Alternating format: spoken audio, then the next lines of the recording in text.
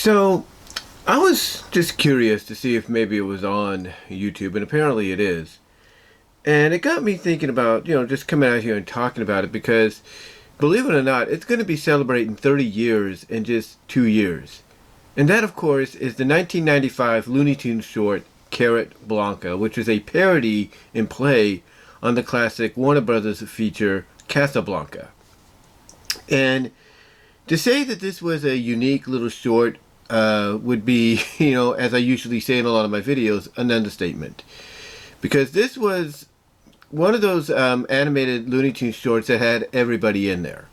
Not just, Bugs Bunny, but you had Yosemite Sam, you had Sam the dog, you had the Crusher as a bellhop, if you will. You had Daffy Duck, you had Sylvester, you had Foghorn Leghorn, you had Pepe Le Pew, you had Tweety doing his best impression of what's his name. I'm trying to think who does the. Let's see. I'm trying to. Okay, here we go. You did. I'm trying to look up the saying. Who says it basically? No, it's not that one. It's somebody else in it. It was somebody that was in. Oh, Peter Lorre. Yeah, Peter Lorre. Tweety, you got Tweety in there doing his best Peter Lorre impression and such. And then on top of that, you have probably the biggest surprise of them all, and that is Penelope Pussycat. The girl that Pepe would always chase after because he thought, she was a skunk, with that one exception where she was basically born with a skunk, like pattern on her tail. But people might say, oh, that's not Penelope, that's another character. No, that's Penelope. They just were coming up with different names at that time, and Favorite was like one of the names they went with for that story, but that's Penelope. That's Penelope. But long story short, Penelope was always, the girl that Pepe would go after, and they kind of played that up here, I should say, when she and Sylvester first entered, the cafe, if you will. But what really was, I think, one of the promotional materials used for this little short was the fact that it would be the first time ever that Penelope Favorite would speak. She would have a speaking role, and it was provided by the very talented Trish McNeely, who obviously did the voice of Babs Bunny in Tiny Toons and did the voice of Gadget Hackwrench in Rescue Rangers. And here, she ended up basically voicing Penelope. She was Penelope's first voice. Now, we haven't heard Penelope, talk since then, but obviously they have played up more along the lines that there is something between her and Pepe, much to some people's chagrin. You see it in the AT&T Valentine's commercial that they did several years ago. You've seen it, in Bar Humduck, at the end. But, outside of that, and a few other things, like little Valentine's things, little figurines, statues, and all that they sell, as merchandise, outside of that, Penelope, outside of that, pretty much this moment here is what I'm trying to say. This moment here, this little play on it, was just to acknowledge that, yeah, that was still kind of like a thing at that time. Even though she wasn't, disguised as a skunk or anything, it was still a play at that time on it, if you will. But what I did like about it was, it was a fun little short. Like I said, it was a play on, it was a parody and a play on the classic Casablanca. You had, Bugs in the Humphrey Bogart role. You had Penelope I can't think of what's her name right now, but you had her in that role, and Sylvester in the role of the guy that she was now with. The only difference, and a bit of spoiler here if you haven't seen it, I'm pretty sure a lot of you have, is, Penelope's character doesn't stay on the plane with Sylvester. and that the invention Sylvester, had come up with, which was going to make him a fortune, is just the little Groucho Marx like glasses with the little sock on them and all that. And Penelope doesn't stay with him. What happens is Peppy ends up being like a flight attendant on the plane, and he basically scares her off the plane. She basically jumps off right into Bugs' hand. Bugs basically pretty much knows he's going to be back, and he's walking off after they part, but as soon as she jumps out and he's still walking, he just like steps aside, and she just basically, she gets ready to land, turns around before hitting her back and lands on her feet like a cat does. And yeah, that's pretty much it. They embrace, they kiss, they get covered up by the parachute. But outside of that, Carrotblanca, to me, honestly, is an underrated gem. It's an underrated gem because, like I said, it's one of the rare shorts at that time, one of the final shorts at that time that they did for Looney Tunes that had the entire assembled cast. Basically a who's who, if you will. That you could see in the background, that was featured. To me, it's an underrated little gem. And again, I think what really makes it very memorable to a lot of people that have watched it and kind of feel the same way is the fact that it is the first time historically that Penelope has ever spoke. We've had different variations of potential female other leads, that could be a play, within the Looney Tunes cast. Of course we had Granny and everything, but outside of that, we rarely had any other female cast members outside of, let's say, the female Bugs Bunny, Honey Bunny, early interpretation of her in one of the classic 1940 shorts, or even the later 1950 shorts where she went under the name of Daisy or something like that. In that one short where Bugs and this other rabbit were trying to compete for her affections or something. And then of course you had Honey Bunny, which was again, we saw the early interpretation of her in other shorts, but then of course she was always like a mainstay in the comics and stuff, mainly. But then, of course, you had other potential attempts at female leads as well. You had what's her name? What's her name of that girl that always went after Foghorn? That one girl that always went after Prissy. I think that's her name, Prissy, right? Yeah, Prissy. They tried with her. It didn't work that much, but she still remained popular just because of the pursuit she would always go. She would always be always I guess you could say questing on to get a husband and mainly get her feathers on Foghorn. So Prissy was a good attempt, but I think the best opportunity they had back in that time frame was Melissa Duck. She appeared in not one but two, maybe three Daffy Duck shorts, and that's it. One was the one they were on the beach, and the muscle guy who tries to prove he's stronger gets basically, tries to lift too much than what he can, and he gets basically squashed down to the point that when Melissa asks Daffy, "Oh, what do you call that?" and that the muscle guy just looks up at them and says, "You all call him a shorty," There's that one, then there's the Scarlet Pumpernickel one, and I think there's one more. I'm not really sure.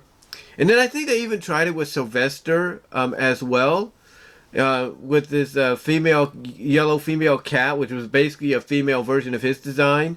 And we've seen her not only once in that classic short, which was shown in Daffy Duck's Fantastic Island, but in Fantastic Island we saw her there too. So, they tried a lot to get a female lead, to get a female character that, basically a lot of fans would get behind. The closest, like I said, outside of that was Melissa, and to an extent, the earliest example that kind of made a comeback at times, but wasn't really given opportunity to shine, was Petunia.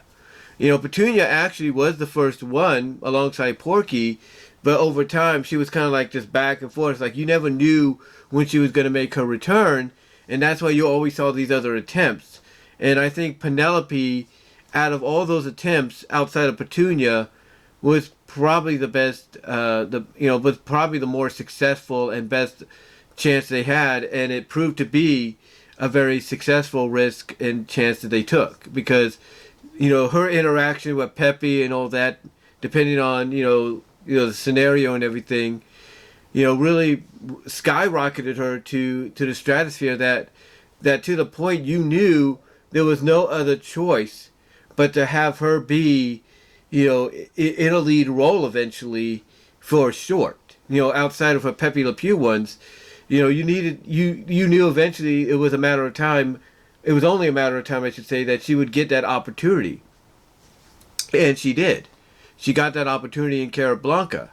Now you might say, well, why couldn't they just bring back Honey Bunny, give her that opportunity? Or why didn't they just bring in Petunia and, have Petunia be a little statuesque and play off that? And I'm not saying that they couldn't have done that, but I think because of the fact that if you would put it to a vote, out of the 3 characters, or 4 female characters that I mentioned, 5, if you will, who do you think probably would have gotten the most votes to be in that role what's her name played opposite of Humphrey Bogart? What I'm trying to think. I'm trying to think of a name. I'm going to look it up here. Ingrid Bergman. Ingrid Bergman. Who else do you think could have played opposite of Bugs in that Ingrid Bergman role, that the Elisa Loon role? Who else do you think could have played that role? Outside of some of the female characters that I mentioned, most of the vote would have gone to Penelope. I mean, honestly, here's how I look at it. The voting would have gone like this. No questions asked. Penelope at top, Honey Bunny second. Well, not Honey Bunny second, but... Okay, let me rewind here. Okay, to me, if you would have put it to a vote at that time, it would have been Penelope by a landslide, maybe Melissa Duck second, Petunia third, Honey Bunny fifth, and then Prissy, or that female Sylvester Cat character, fifth. But Penelope all the way. She would have got it by a landslide.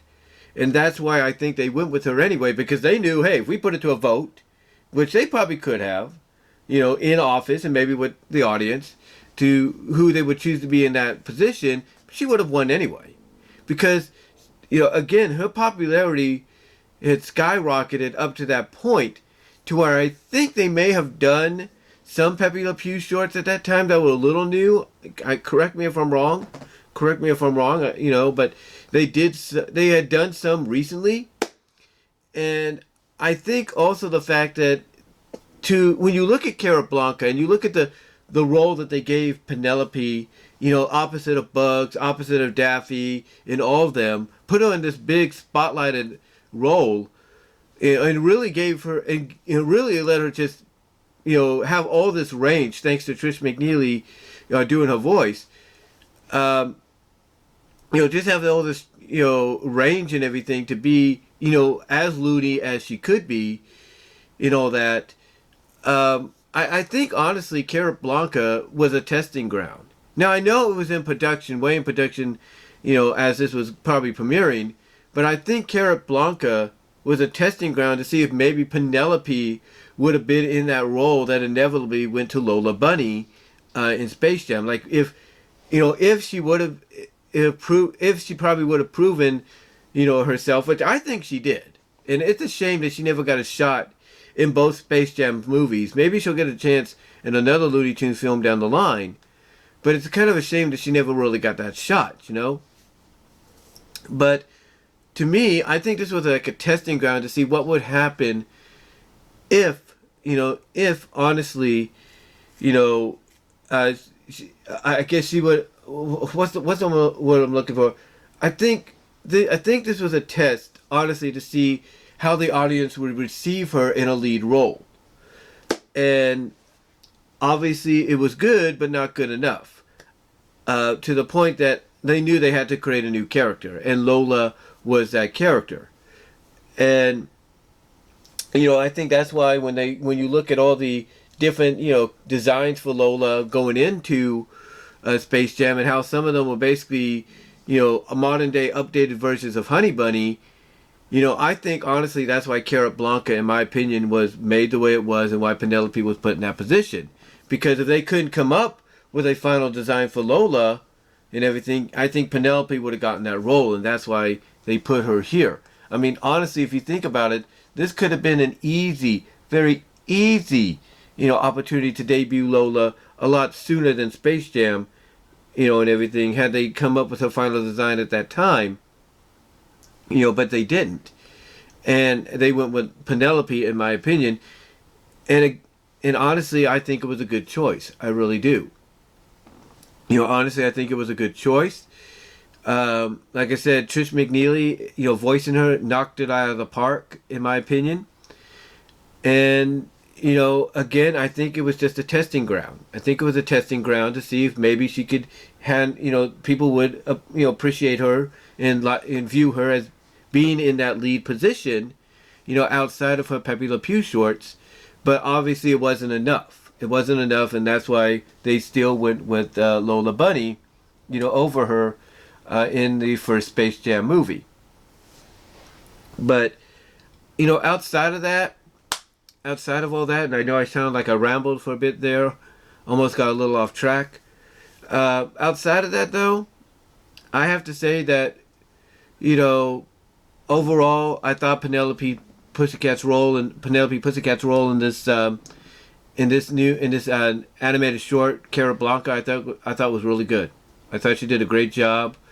I like the fact that Warner Brothers finally decided that they need to evolve their characters. And one thing about evolution with characters is sometimes you got to basically give those characters that don't speak as much an opportunity to finally speak, and they gave it to her here, and I thought it was a job well done. But yeah, Carrotblanca overall, again, like I said, a great parody send up to Casablanca. Really enjoyed it. I mean, they did kind of have the characters, quote line for line, some of the iconic lines from the movie itself, like I said, Tweety doing his best Peter Lorre impression when, he says, "You despise me, don't you?" Or, Bugs doing the Humphrey Bogart thing, like, "Out of all the places in all the world, she walks into mine." Or, "I don't stick my neck out for nobody," kind of deal. And they add that little Looney Tune twist to it. Like, after he does that, like, when he tells Penelope, I don't stick my cottontail out for nobody," and then she starts crying uncontrollably a little bit, like really just, sobbing. Really good Looney Tune twist there, because we know what that's leading, because you see Bugs just like stare at, you see Bugs, one ear's going down like this, and he just looks at the camera, he's looking at us, the audience, and all of a sudden you see this image of sucker, of a lollipop, of a sucker pop, if you will, just pop up going, wah, wah, wah, wah, wah. Like, it's like it just proved the fact that he's like, despite telling her, "Hey, I'm not gonna do it," just her crying basically made him a sucker, basically turned him into a freaking wuss. Like, ugh, I hate when they do this kind of stuff, or I hate when she does that kind of stuff. But again, a nice send up and parody, with a by the Looney Tunes to a great classic, pop culture film in Casablanca with Carrotblanca. Really appreciated it. And you honestly, like I said, you can find it here on YouTube, as far as I know. You could also find it, I think, on Boomerang, streaming service. I don't know if you can find it on HBO Max. I don't know. But you can find it on the Boomerang service, I believe. You could also find it on various DVDs out there. Like, there is a DVD called Looney Tunes Parodies. You can find it on there. And in fact, they actually promote it as like one of the features there, so you can find it there. Yeah, you can find it probably on Amazon as well and stuff. But my advice is to check it out. You can even if you have a Pacific version of Casablanca, you can find it on a Pacific version of Casablanca as a special feature. Yeah, you can. So if you have that version of Casablanca that has that bonus of Carrotblanca, I would suggest checking it out. Like I said, it's a great send-up, a great parody, great Looney Tunes twist to an iconic classic film. But let me know what your guys' thoughts are. Comment if you like, live chat during the premiere, like the video, hit the Teespring, the Teespring box up, the icon up on the upper left hand corner to go to my Teespring store. That's what I was trying to say.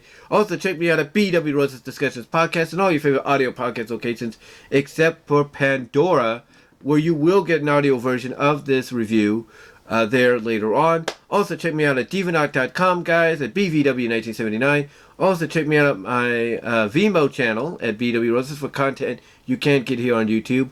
Also, check me out at Venmo at Brian-Walmer-2, Cash App at BW Roses 98 to support me financially there, and at Patreon.com at BW Roses, for the $1 or $3 tiers.